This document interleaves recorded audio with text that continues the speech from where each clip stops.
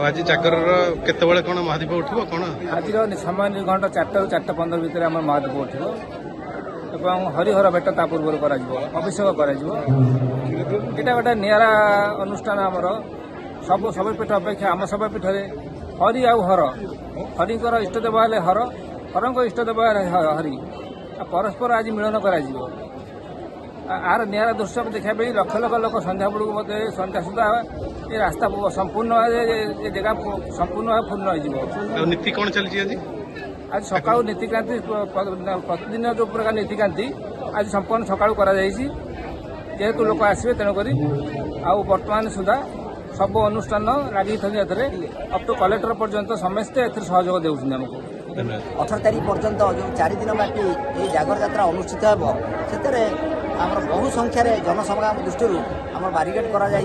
श्रृंखलित भाव में जमी प्रभु दर्शन करें से व्यवस्था कर पानीय जलर व्यवस्था कर पुलिस प्रशासन ट्रस्ट बोर्ड एवं स्वेच्छासेवी समस्त